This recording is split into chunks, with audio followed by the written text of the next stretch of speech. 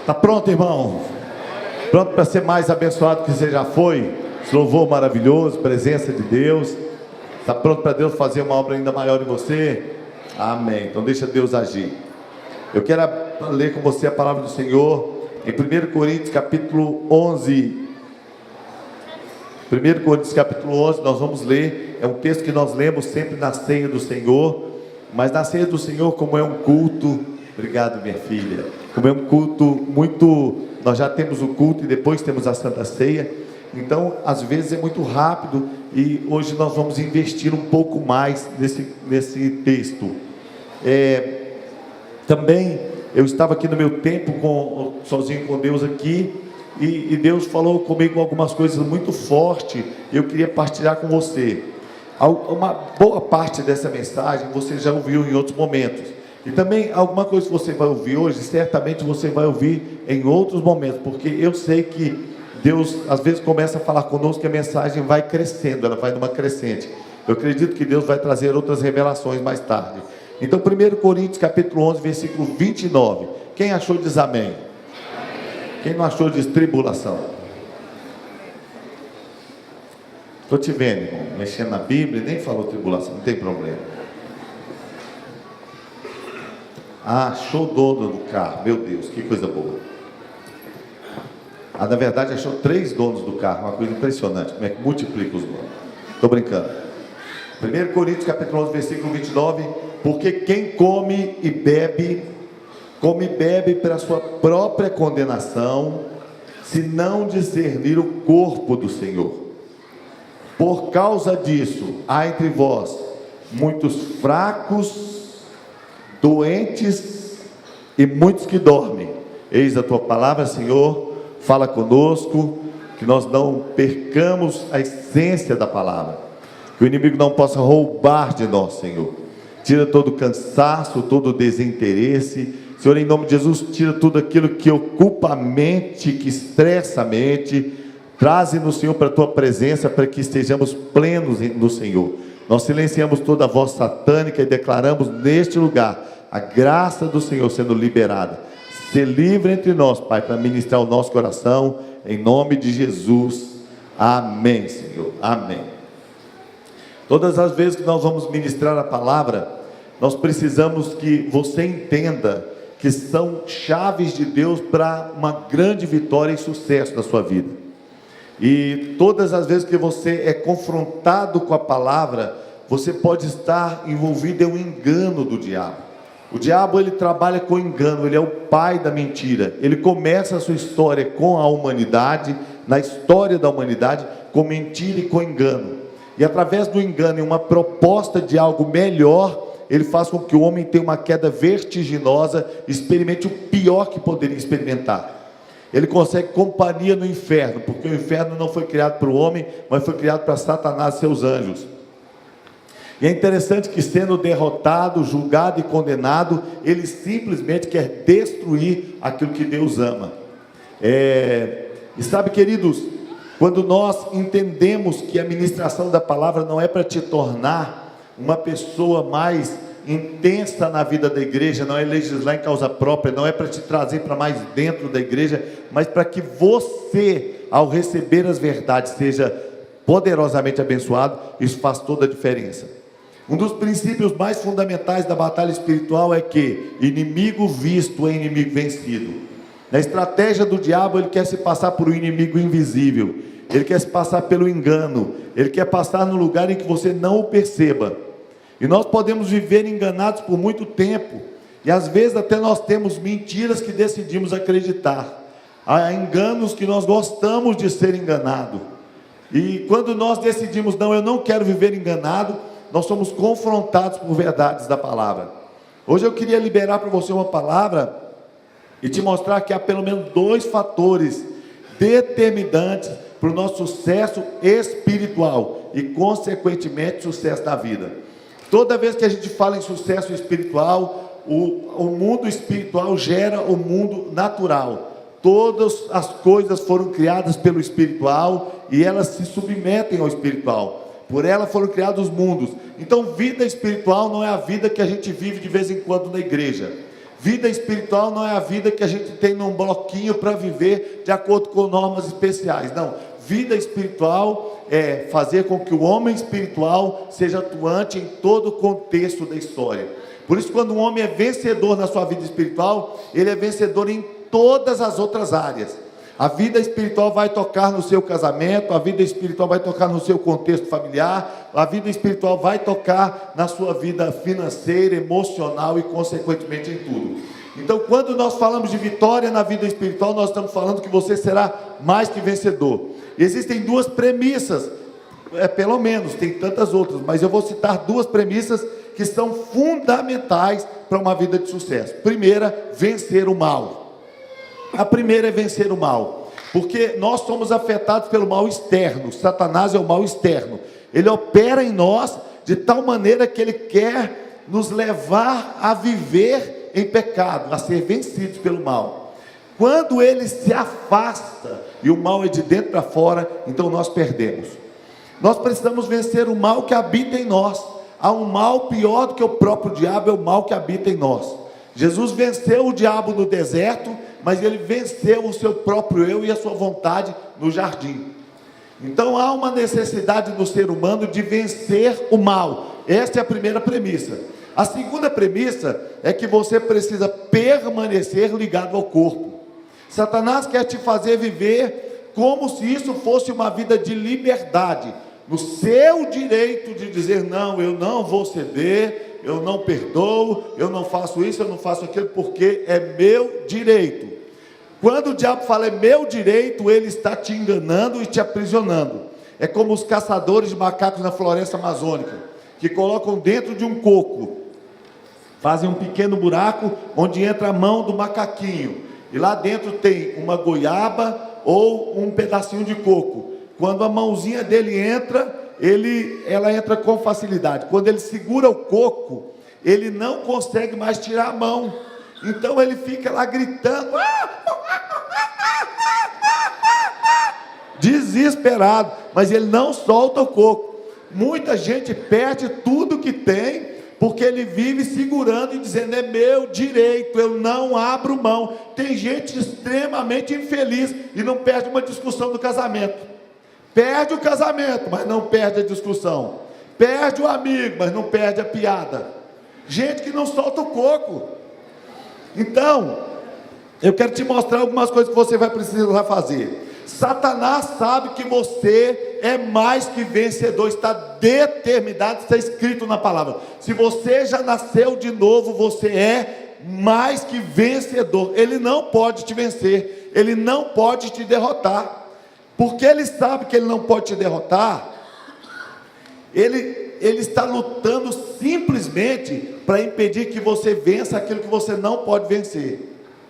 Ele sabe que tem uma coisa que você não pode vencer, é o tempo. Porque o seu tempo é determinado. A Bíblia diz que todos os nossos dias estavam escritos no seu livro. Então você já veio para a terra com data de validade. O seu tempo já está determinado. Você pode estender esse tempo pela obediência, pela graça, por honrar pai e mãe, ou você pode encurtar por fazer um monte de bobagem. Então, quando você vive encurtando o tempo, comendo picanha e etc e tal, é uma coisa que acontece, mas o diabo sabe que você não pode vencer o tempo. Então, a única estratégia do diabo é te paralisar. Ele quer roubar a sua vida toda, um dia de cada vez.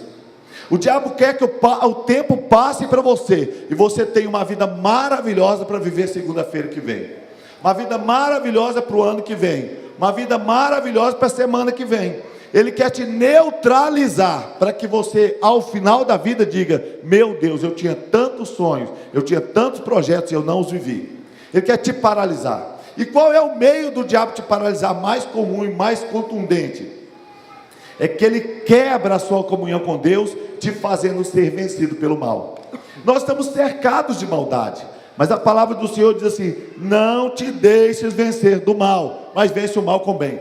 Todas as vezes que você reage ao mal, independente de você estar certo ou errado, de você ter direito ou não, e de como vai terminar a história, você perdeu, porque o mal vence. Então o sujeito passa no carro e ele te xinga. Você nem entendeu o que ele falou e você responde: sua mãe! Perdeu. Lá vai você no ar-condicionado, nem sabe o que ele falou e você responde: a sua! Perdeu. Olha, você pode responder: a paz do Senhor, miserável. Agora olha que interessante. Carlos e Carluce. Oh, vamos aplaudir o Senhor com uma rucada. Vieram, oh glória. Bem-vindo ao lar, meus filhos. Fizeram aniversário esses dias. Quem quiser dar presente para eles pode ir lá atrás depois, tá? Estão lá atrás. Amo muito esse casal. Agora olha que interessante. Então você é derrotado quando você se deixa vencer do mal. Uma pessoa te dá um tapa no rosto, aí você dá um murro na cara dele, o tapa não sai mais. Você pode dar um beijo ou pode dar um murro, mas o tapa continua lá. Aquele calor esquentando a bochecha fica lá. Só que quando você devolve um murro, o mal se tornou maior. O projeto do mal é expansão. Quando você devolve um beijo, quando você devolve uma palavra de perdão, você está vencendo o mal. E é interessante que quando o mal vem sobre você, ele não vem só para te fazer mal, ele vem para te tornar mal e por fim para te paralisar. Ele quer te amarrar na mágoa, ele quer te amarrar na tristeza, ele quer te reter no lugar onde você está em queda de relacionamentos. A queda do homem no Éden, em última análise, foi uma queda de relacionamentos. Quando o homem caiu, quebrou o relacionamento dele com Deus, quebrou o relacionamento dele com os animais, quebrou o relacionamento dele com a mulher, quebrou o relacionamento dele com a terra, foi uma queda de relacionamentos. Então, queridos, quando o diabo ataca você, ele quer atuar nos seus relacionamentos. E toda vez que você vive uma vida naquele círculo vicioso, você perdoa um, fica magoado com o outro, entristece com um, desentristece com o outro, aquela luta toda, o diabo está roubando a sua vida, roubando a sua história, matando e destruindo. Primeira coisa que você precisa saber é o seguinte: eu entendo que não posso viver derrotado pelo diabo. Abençoai os que vos perseguem, abençoai e não amaldiçoeis. Percebam o tempo que está isso aqui em Romanos capítulo 12. Abençoai os que vos perseguem, não os que vos perseguiram, não. Abençoai e não amaldiçoeis. Alegrai-vos com os que se alegram, chorai com os que choram, sede unânime entre vós, não missioneis coisas altivas, mas acomodai-vos aos humildes. Não sejais sábios aos vossos olhos, a ninguém tornei mal por mal, procurai as coisas dignas perante os homens. Se for possível, quando depender de vós, tende paz com todos os homens. Não vos vingueis a vós mesmos, amados, mas dai lugar à ira de Deus, porque está escrito: minha é a vingança, eu retribuirei, diz o Senhor. Antes, se o teu inimigo tiver fome, dá-lhe de comer, se tiver sede, dá-lhe de beber, porque fazendo isso amontoarás brasas de fogo sobre a sua cabeça. Não te deixes vencer do mal, mas vence o mal com o bem. Se você consegue viver isso, você já desencadeou algo grande na sua vida. Os problemas da vida acontecem na maioria dentro de nós. Quase tudo que acontece começa dentro. A crise está dentro, a mágoa está dentro, o problema está dentro, a tristeza está dentro. Quando você resolve dentro, lá fora está tudo resolvido.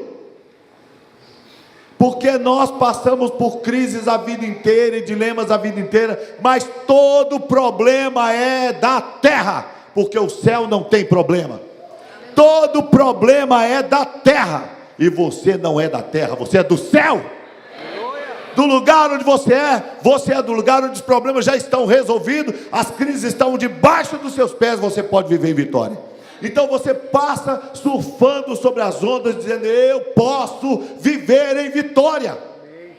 E quando o problema está lá fora, permaneça do lado de fora, porque eu sei que do lado de fora ele vai estar, mas eu sei que o meu Redentor vive, ele vai se levantar, ele vai julgar e vai me dar vitória. Ele vai me dar vitória. E a vitória sobre alguns problemas não é nem que eles sejam resolvidos, é que a gente passe por eles com graça. Tem perdas que vão acontecer na nossa vida, mas a vitória não está em não perder, está em como nós passamos pela perda. A atitude que nós temos. Então a primeira coisa que você precisa fazer, Não te deixe vencer do mal. Agora, qual é a segunda? Aqui é que eu queria entrar, porque essa primeira mensagem eu praticamente já preguei para vocês. Qual é a segunda realidade?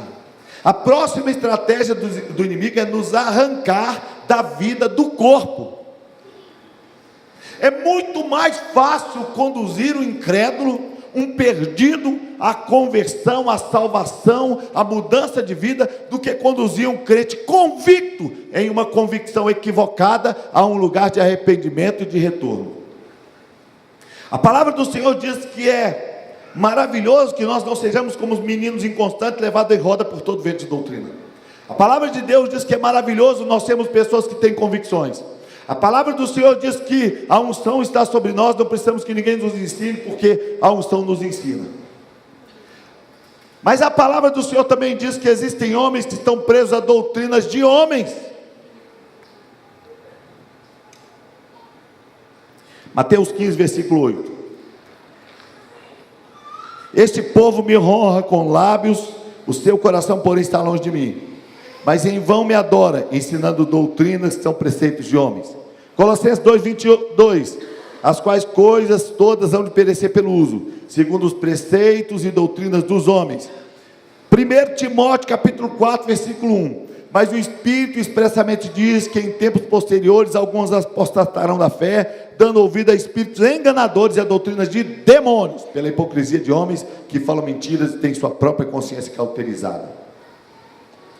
O problema não é ter convicção, o problema é nós sabemos para onde a nossa convicção está levando. A questão toda não é ter convicção, porque a Bíblia diz que nós devemos ter convicções. O problema é quando as nossas convicções são equivocadas, é quando nós estamos vivendo de pensamentos errados. E aí a pergunta que nós fazemos é: como eu posso identificar se a minha convicção é uma convicção de Deus, se é fruto desta unção, se é fruto de um conhecimento bíblico sadio, se é fruto de uma doutrina sadia, ou se a minha convicção de fé é uma convicção equivocada? Bom, quando você percebe que a sua convicção te leva para fora da vida do corpo, quando você percebe que a sua convicção te afasta da vida da igreja, quando você percebe que a sua convicção te exclui da vida do corpo, é uma convicção equivocada. Nós estamos encontrando crentes hoje desigrejados, nós estamos encontrando crentes hoje querendo viver a vida cristã independente da igreja. Nós estamos encontrando cristãos hoje que estão dizendo: eu amo a Jesus, mas não tolero a igreja. Deixa eu falar uma coisa, meu irmão. Jesus é o cabeça, mas a igreja é o corpo. O problema nosso é que às vezes estamos com convicções tão profundas sobre o que cremos, que não há mais nada que nos traga de volta a uma reconciliação com Deus através da reconciliação com a igreja. E quando uma pessoa está profundamente convicta, ele não percebe que o fato de estar convicto não te torna correto. Uma pessoa totalmente convicta não está necessariamente correta. Não havia ninguém mais convicto do que Paulo. Estava perseguindo a noiva do Senhor, estava perseguindo a igreja, e Jesus diz: por que você me persegue? Ele estava perseguindo o próprio Deus. Não existe ninguém mais convicto do que um muçulmano, do que uma daquelas pessoas radicais que se vestem de homem-bomba e que se explodem. Uma pessoa que está tão convicto, que ele tem coragem de chegar no meio de um público, explodir a si mesmo e todo mundo que está em volta. Olha, diz que só tem uma pessoa mais convicta do que esse, é o professor de homem-bomba. Ó, vou dar aula única, viu, gente? Presta atenção. Buf.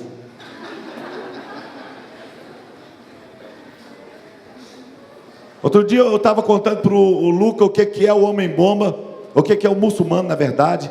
E aí eu estava contando para ele que existem grupos radicais que eles creem que se eles se explodirem, eles vão para um paraíso e vão ter 15 mulheres. E aí o Luca falou comigo: nossa, que bobo ele é. O que ele vai fazer para cuidar de 15 mulheres? Eu falei: pois é, filho. Olha que interessante. Muita gente está cheio de convicção, mas o fato de você estar convicto, você não está correto, não necessariamente correto. E pode ser que tenha gente indo para um lugar tão errado e coberto de convicção. Pastor, eu não estou na igreja porque a igreja ela tem tantos defeitos. Eu não estou na igreja porque a igreja ela tem tantas dificuldades. Eu concordo com você, irmão. A Bíblia diz que o homem achou um tesouro escondido no campo, e ele escondeu o tesouro, vendeu tudo que tinha e comprou aquele campo. Bom, algumas perguntas. Se ele achou o tesouro, por que ele não tirou do campo? Por que ele só escondeu lá? Provavelmente era inalienável aquele campo. Uma mina de ouro, uma mina de diamante, alguma coisa que ele não podia extrair do campo. Então ele simplesmente escondeu. E ele vai procurar o dono do campo. O tesouro está escondido e o dono talvez não saiba o valor que tem. Ele diz: olha, tudo que eu tenho é isso. Vende tudo que ele tem, tudo. E ele compra o campo.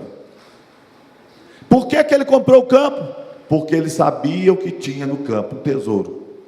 Talvez o campo fosse pedregoso, ruim, não brotava nada, não tinha pasto, não tinha água, e o cara falou: meu Deus, graças a Deus consegui vender esse campo.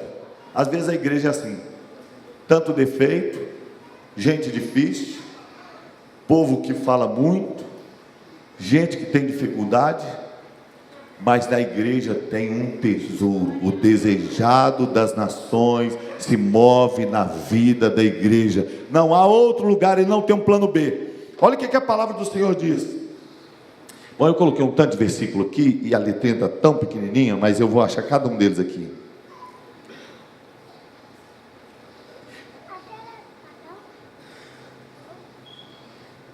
Se alguém cuida saber alguma coisa, ainda não sabe como convém saber. Não apenas convicção, mas entender como eu devo saber. Quero, porém, 1 Coríntios 11, 3, quero, porém, que saibais que Cristo é a cabeça de todo homem. O homem é a cabeça da mulher, e Deus a cabeça de Cristo. Cristo é a cabeça de todo homem. Agora o homem é a cabeça de toda mulher? Não. O homem é a cabeça da sua esposa. Olha que interessante. Cristo como cabeça, ele é cabeça de um corpo. E a única forma de você estar dentro da vontade de Deus é estar inserido na vida do corpo. Uma coisa que o diabo quer roubar da gente é o entendimento de que ao se abstrair da vida da igreja, ao sair da vida da igreja, você está deixando promessas, valores, princípios, irmão, fé, amor. Isso é doutrinário, não são sugestões. E que você está perdendo algo grande de Deus, que você está perdendo o melhor de Deus. Então, quando nós olhamos para a palavra do Senhor, nós vamos descobrir que o lugar onde nós temos crescimento espiritual, e consequentemente o crescimento espiritual traz N vitórias, o crescimento espiritual te coloca numa posição onde você é abençoado, abençoa a sua casa, cresce em todas as áreas, é no corpo. Colossenses 2,19, e não retendo a cabeça, da qual todo o corpo, provido e organizado pelas juntas e ligaduras, vai crescendo com o aumento concedido por Deus. Lugar de crescimento no corpo. Se alguém cortar a sua mão, se a sua mão estiver no chão, ainda é sua mão, ainda é seu corpo, mas ao estar desligada, em pouco tempo ela vai estar cheirando mal, e daí a pouco ela não serve para mais nada. Ela não tem movimento, ela não tem vida. Estar no corpo é uma coisa que nós fazemos de forma consciente. Estar no corpo é desejar sentir a dor do corpo. Estar no corpo é definir que eu entendo que é a noiva do Cordeiro. Estar no corpo é uma decisão que eu tomo, porque estar em Deus, eu nem tenho opção. Se eu conheço a Jesus, se eu confesso a Jesus e eu quero a eternidade, eu nem tenho opção. Eu fico lutando a vida inteira para pertencer ao Senhor, para estar no Senhor. Mas uma coisa que às vezes a gente não entende é que nós nunca teremos raízes profundas em Deus sem estarmos plantados na vida dos irmãos. Estar no corpo é aquilo que a gente faz com intencionalidade. Estar no corpo são relacionamentos construídos. Estar no corpo é uma opção que nós fazemos de não enxergar defeitos no corpo. A Bíblia diz assim: Deus não viu maldade em Israel, nem contemplou iniquidade em Jacó. Será que Deus não viu porque não tinha? Será que Deus não viu porque era míope? Será que Deus não viu porque não tinha capacidade para enxergar profundamente Israel? Deus não viu porque Ele olhou com os olhos de Deus, com os olhos de fé. Ele viu o sangue do Cordeiro cobrindo, e nós precisamos olhar para a igreja com este mesmo olhar, porque se nós ficarmos achando defeito da igreja, nós nunca seremos parte do corpo. E a palavra do Senhor diz com muita clareza, que por causa disso, de comer, de participar da ceia, sem compreender o corpo, a gente fica fraco, doente, e muitos que dormem. A Bíblia não está brincando, a palavra de Deus não é brincadeira. Hoje nós temos uma vida cristã que muitas vezes é raquítica, crentes fracos espiritualmente, doentes espiritualmente, desinteressados pela vida com Deus, perderam a motivação para ir ao monte, perderam a motivação para orar, não tem forças para ler a Bíblia, não tem vontade de estar na igreja, não tem vontade de congregar, não evangeliza ninguém. Isso não é vida cristã normal. Mas ele ama menos a Deus? Não. Ele teme menos a Deus? Não. Qual é o problema então? Não discerne o corpo, não discerne que Deus está depois do meu irmão, não discerne vida do corpo, não discerne que crescimento é do corpo. O que Deus deseja fazer é nos colocar de novo na história do corpo. Nós vamos crescer quando nós olharmos para o outro e dizer, como diz a Bíblia: eu sou um com você. Quando disser eu quero andar em unidade de pensamento, quando disser eu quero andar com você, quando disser eu compreendo quem você é, porque a palavra do Senhor diz assim, Efésios capítulo 4, versículo 11: Ele deu uns como apóstolos, outros profetas, outros evangelistas, outros pastores e mestres, tendo em vista o aperfeiçoamento dos santos, para que eles realizem a obra do ministério, para a edificação do corpo de Cristo, até que todos cheguemos à unidade da fé. O crescimento da igreja é unidade da fé. Pastor, eu estou querendo viver uma vida mais abençoada, eu queria uma família mais abençoada, eu queria saúde espiritual, eu queria uns milagres no meu casamento, eu queria estar na vida do corpo. Crescimento do corpo, crescimento com o corpo, enxergar nos irmãos que eu preciso andar em unidade, eu preciso me mover como a nuvem se move, eu preciso entender que o Espírito Santo está fazendo, até que todos chegamos à unidade da fé e do pleno conhecimento do Filho de Deus, ao estado de homem feito, à medida da estatura da plenitude de Cristo, até que todos cheguemos. Imagine se você está vivendo a sua vida e de repente seu braço começa a crescer, só ele, a perna curtinha e os braços arrastando o chão. Imagine, irmão, se você chega a idade de crescer, você não está crescendo só a língua, aquele linguão, conhecido como homem careta. Você imagina se você vai crescendo só a orelha, o pessoal pensa que você está com um par de havaianas na cara. Deus não nos chamou para crescer independentemente, Deus nos chamou para crescer dentro do corpo. Deus nos chamou para ser um corpo. Agora a palavra do Senhor diz que Jesus estava expulsando demônios, e quando ele estava expulsando demônios, ele está expulsando demônio por Beelzebul, maioral dos demônios. Jesus falou assim: demônio não expulsa demônio, porque um reino dividido contra si mesmo não pode subsistir. Uma cidade dividida, uma casa dividida. Sabe o que é um reino? Uma nação, Inglaterra. Sabe o que é uma cidade? São Paulo, uma grande cidade. Sabe o que é uma casa? João e Maria. Jesus disse: se tiver um marido e mulher e eles estiverem divididos, aquela casa vai perecer. Se tiver uma cidade, vai perecer. se tiver uma nação, vai perecer se estiver dividida. Jesus está dizendo assim: nós sabemos que o diabo é maligno, nós sabemos que ele é um ser maligno, terrível.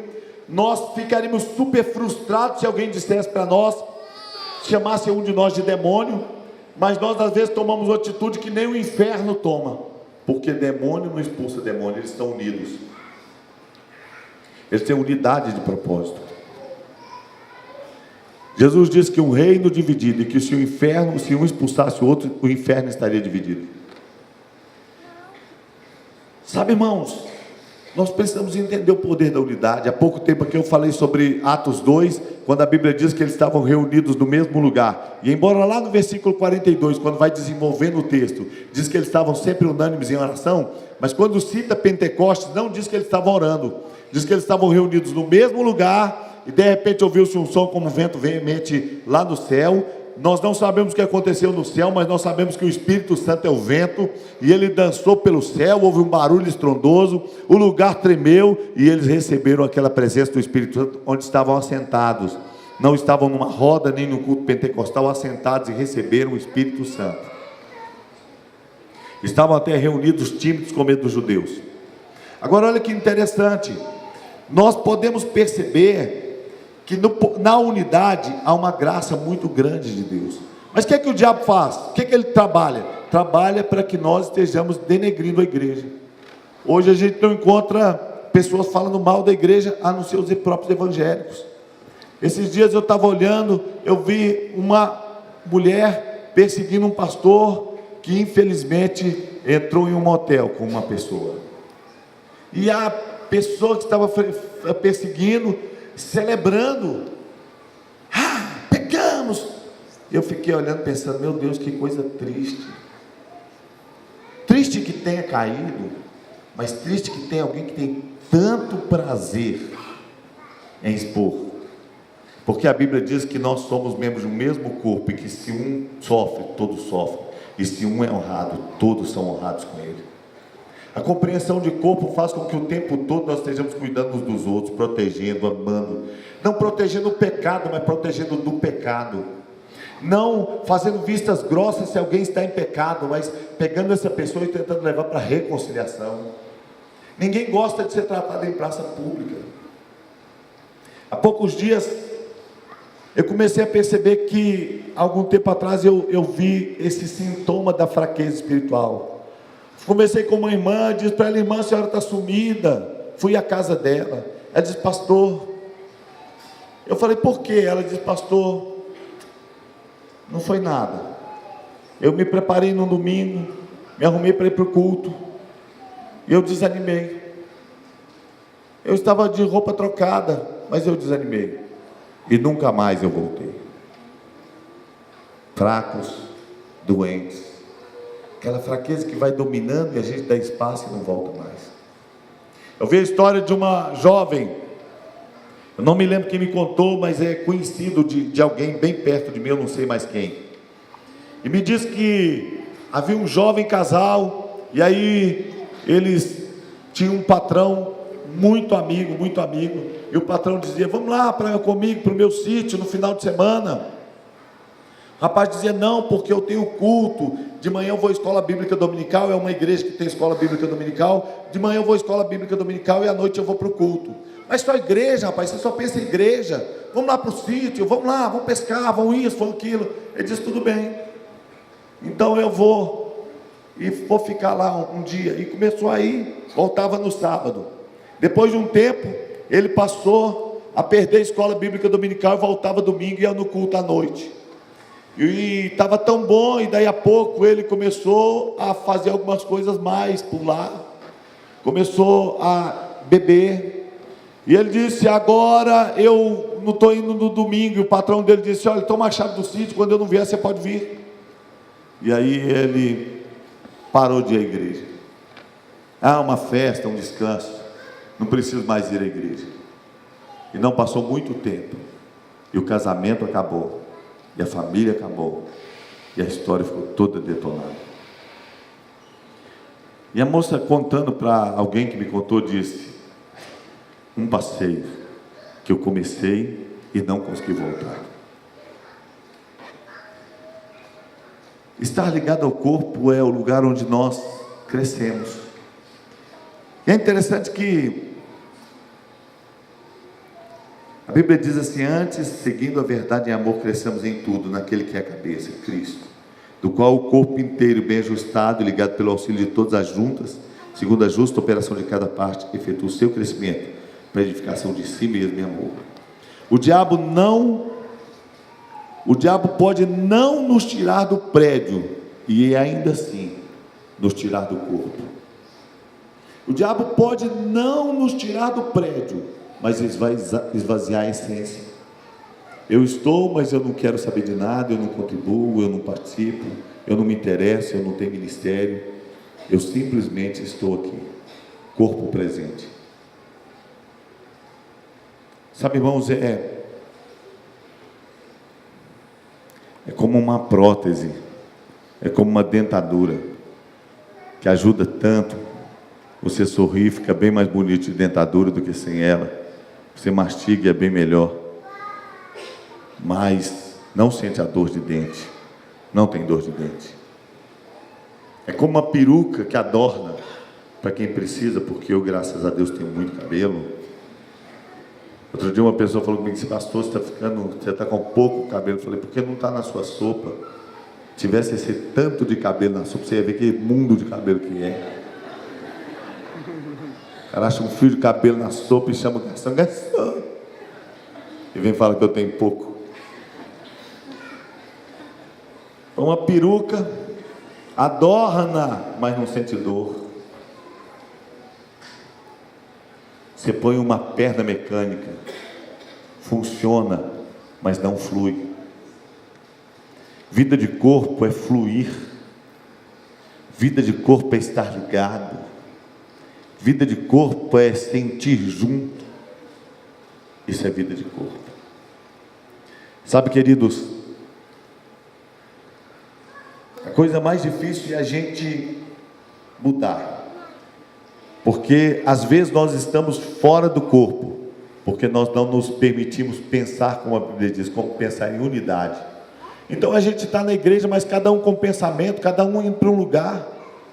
Diz que se a gente tiver cada um pensando para uma direção, mesmo que a gente queira chegar ao mesmo lugar, vai ser igual um povo andando de patins. É tanta pedalada, é tanto pé, mas ninguém sabe para que lado está indo. Por mais que a igreja faça, nós precisamos dizer: Deus, eu quero pensar em unidade, eu quero me integrar à vida da igreja, eu quero fazer diferença, eu quero participar, eu quero me ligar ao propósito. Pastor, o que eu posso fazer? Tem muita coisa, porque o nosso propósito como igreja: integrar, desenvolver e enviar. Todos nós podemos estar envolvidos em evangelismo, integrando pessoas, trazendo para perto. Todos nós podemos estar no diaconato, abraçando, amando, cuidando. Todos nós podemos estar envolvidos em receber bem, em sorrir. Todos nós podemos estar em um ministério, podemos estar servindo as famílias, servindo todos nós. Todos nós podemos contribuir com o desenvolvimento das pessoas, trabalhando para os casais, trabalhando para os jovens, trabalhando para as crianças. Todos nós podemos enviar pessoas para servir nos ministérios que nós servimos. Todos podem escolher alguma coisa. Você pode estar em uma célula, você pode estar em um ministério de casais, você pode estar no curso de noivo, você pode estar no ministério de jovens, você pode estar trabalhando na igreja. Tem muito lugar para você trabalhar. Não há ninguém que não possa trabalhar na vida da igreja. Todos estão livres para trabalhar. E a única coisa que a gente precisa fazer é que a nossa boca esteja alinhada em dizer a mesma coisa. Nós estamos aqui para edificar o nome de Jesus, para glorificar o nome do nosso Deus, para fazê-lo crescer. Nós vamos servir a Deus nos cultos, nós vamos servir a Deus na igreja, nós vamos servir a Deus na história. Nós queremos ver o Evangelho fazendo a diferença. Eu quero te desafiar a uma mudança de postura. E eu quero encerrar essa mensagem contando a história de um moço que um dia chegou perto de mim e ele disse: eu vou sair da igreja. E nós conversamos por algumas horas. É uma pessoa com quem eu tinha um relacionamento bem legal, e ele era muito transparente comigo, E nós conversamos por um bom tempo. Ao final de muito tempo conversando, ele levantou para sair.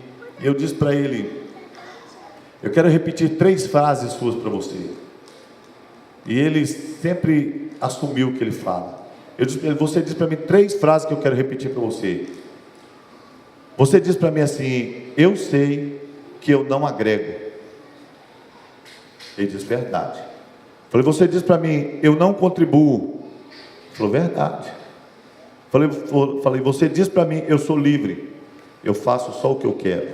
Ele falou: verdade.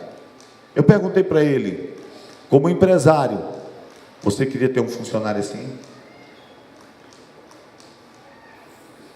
Eu disse para ele: como pai, você queria ter um filho assim?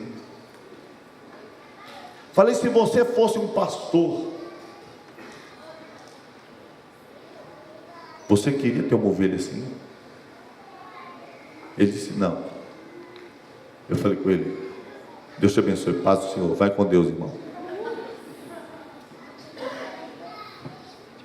Um rapaz veio queria congregar na igreja e falou: eu vou lá, pastor, mas já falo uma coisa.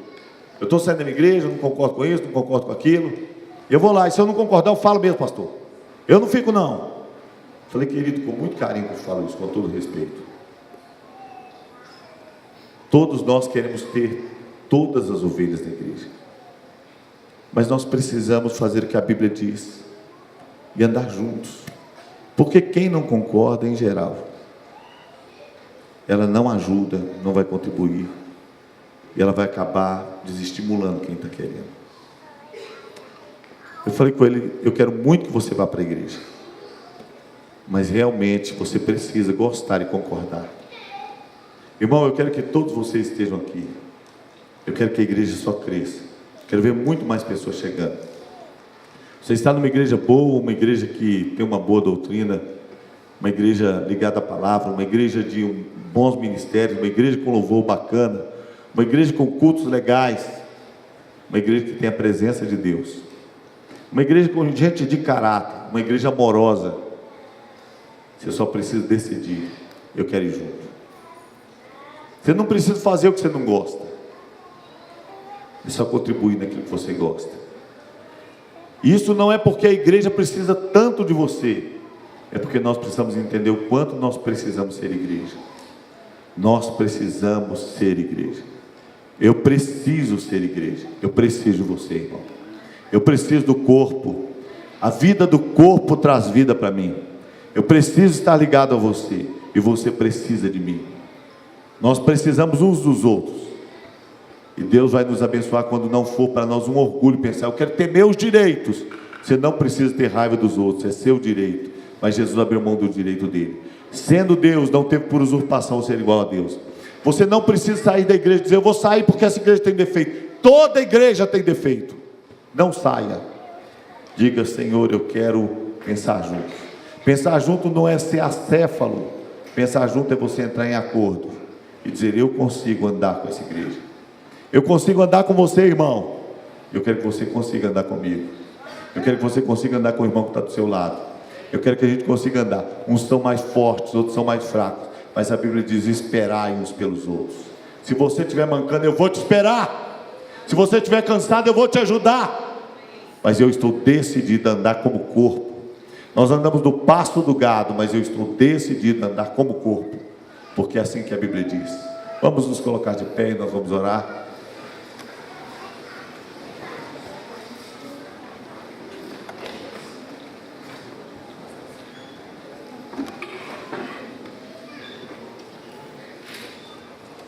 Quando a gente termina de pregar, normalmente o pessoal do louvor está lá pensando: o que eu vou cantar? Eu fico sempre pensando aqui, esperando a surpresa, né?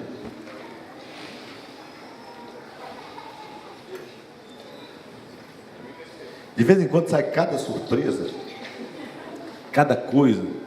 Se o sujeito chega e canta aquela música que não tem nada a ver, e começa, e outras vezes acerta. Hoje pressão. Aí você prega uma mensagem sobre vida do corpo e a pessoa chega e canta. eu navegarei. Então antes de orar, eu quero ver quem que o ministro vai cantar. Vai lá, meu filho. Bota para quebrar. Ele ainda está pensando ainda, gente. Abençoa, Senhor, a vida dos Vinícius, Pai. É porque esses meninos novos só sabem música nova, gente. Sabe música velha, não sabem uma. Essa você está cantando isso, ele nunca ouviu. Senhor, nós recebemos do Senhor a graça. Ele ninguém coama se queima sol deste de que amalação desse tema. Não nos deixa perder, Senhor, as pessoas que te amam. Não nos deixe, Senhor, por causa das nossas diferenças, excluir as pessoas. Não nos permita, Senhor, olhar com desprezo para quem entrar neste lugar. Não nos permita, Senhor, viver, ó Deus querido, dentro do mesmo prédio, Senhor, em vidas completamente individuais. Não nos permita viver, Senhor, sem que nós estejamos abraçados a uma mesma história, porque somos corpo, Senhor. Nós não queremos celebrar a ceia mês a mês sem discernir. Nós não queremos celebrar a ceia 12 vezes no ano sem discernir, Senhor.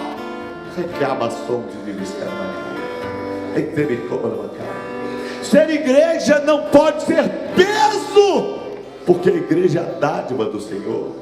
Ser igreja não pode ser difícil nem doloroso, porque a igreja é a vida do Senhor.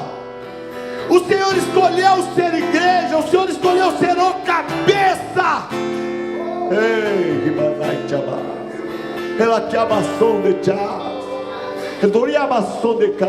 Porque o Senhor é o Deus que fala: eu sou o Deus de Abraão, eu sou o Deus de Isaac, sou o Deus de Jacó.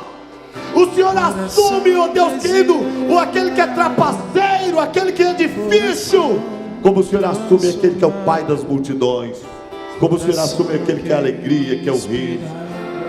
O Senhor assume, Pai.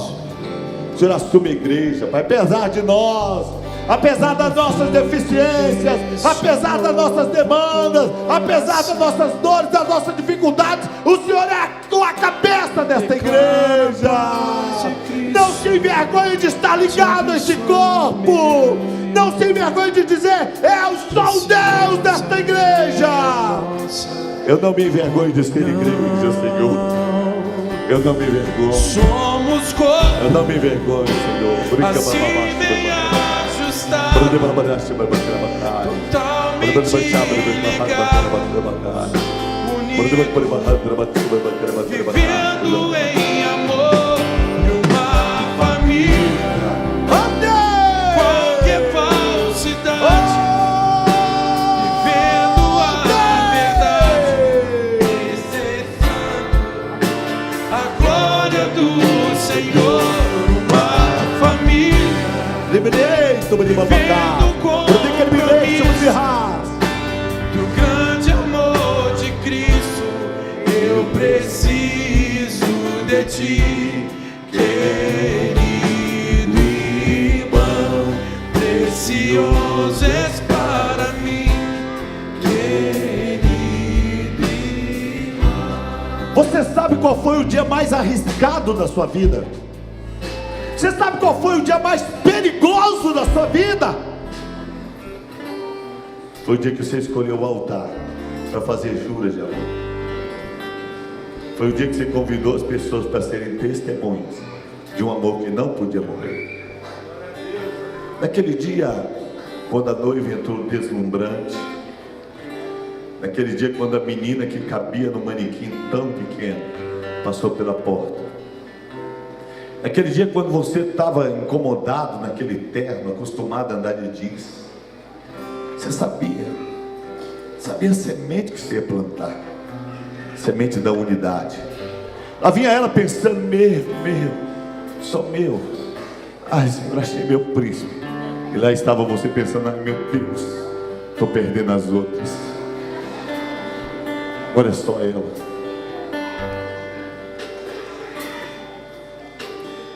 E a semente da unidade se semeia na sepultura da individualidade. você escolheu para sempre, Senhor. Sempre ela. Mas será que ela vai mudar? Será que ela vai mudar o corpo? Ficar mais cheinha ou mais magrinha? Será que ela vai ter saúde? Como ela vai ficar? A Bíblia diz que este é o mistério de Deus, Cristo e a igreja.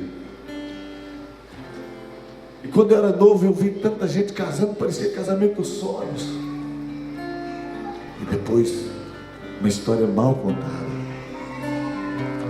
Deixa eu te falar uma coisa. Um dia você fez uma aliança com uma mulher, com um homem. Você não pode viver na igreja sem viver de aliança, fora da aliança. Tem tanta igreja em volta, todo dia dá vontade de ir embora. Diz que o crente volta com o pé, não gostei, vou embora. A gente precisa sepultar nossa individualidade para nos tornarmos corpo. Deus, estou aqui, eu vou ficar aqui, Senhor. Estou aqui, Senhor, e vim para ficar, Senhor. Vou ver meus filhos correndo neste altar, vou ver meus netos correndo neste altar, vou apresentar os meus filhos aqui. Vou ver essa igreja crescer, Senhor. Senhor, eu sei que nós vamos ter temporais, eu sei que muitas vezes eu serei frustrado nesse lugar, sei dos dilemas, Senhor, mas eu vou ficar, porque o dia que o Senhor fizer uma promessa nessa casa é minha, Senhor. O dia que o Senhor liberar o favor é meu, Senhor. E o dia que o Senhor perguntar por mim, o Senhor vai ver que a minha identidade foi construída junto com um povo que eu aprendi a amar. Não porque eles não têm defeitos, porque eu decidi ser corpo. Não vou ser fraco, não vou ser doente, eu não vou morrer fora do tempo, Senhor. Eu vou experimentar melhor, porque nós somos corpo. Fala com Deus, eu vou ficar. Só se você quiser, tá? Não é obrigado, não. Fala, eu vou ficar. Canta aí, meu amigo, de novo. Somos corpo, assim bem ajustado, totalmente ligado, unidos, vivendo em amor, uma família, sem qualquer falsidade, vivendo a verdade, expressando a glória do Senhor, uma família, Ele me afastou, vivendo com compromisso, no grande amor de Cristo.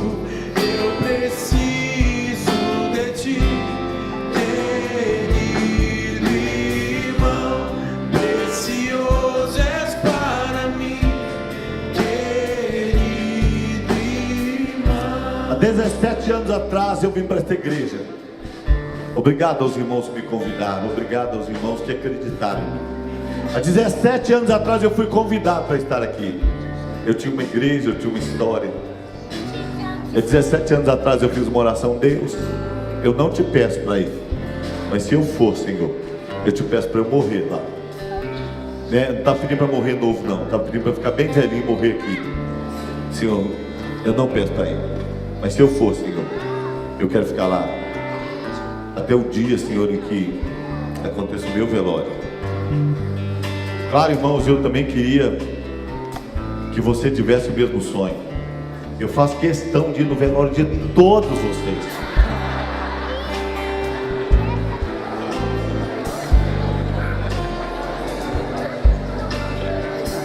Tô brincando.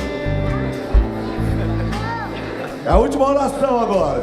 Canta de novo, meu amigo. Somos corpo, assim bem ajustado, Ô Deus! totalmente Linha pastor, tira ligado, pra cama da gente, por isso tá dando bacai. vivendo em amor, uma família, sem qualquer falsidade, vivendo a verdade, expressando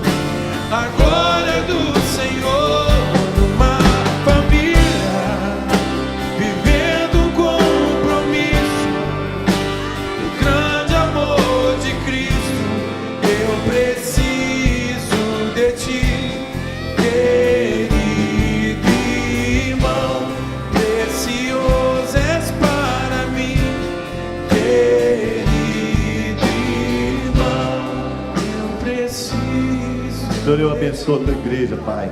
Eu declaro que essa palavra fique guardada em nosso coração, que não seja roubada de nós, Pai. Que o Senhor traga um entendimento mais profundo, em nome de Jesus. Amém, Senhor. Vamos aplaudir o Senhor. Sente-se mais um momento, por gentileza.